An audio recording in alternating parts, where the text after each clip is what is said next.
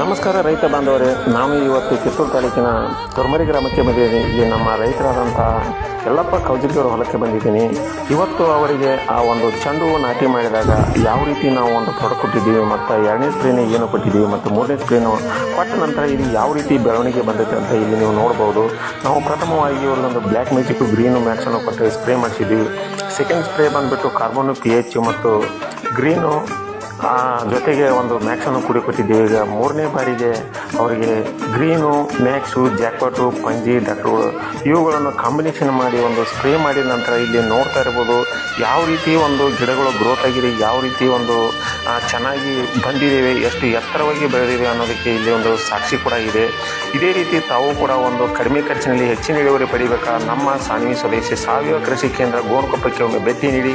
ನಮ್ಮ mobile number 86608275 ಭೇಟಿ ನೀಡಿ ಅಂತ ಹೇಳ್ತಾ ನನ್ನ ಮಾತು ಕಂಪ್ಲೀಟ್ ಮಾಡ್ತೇನೆ. Thank you so much.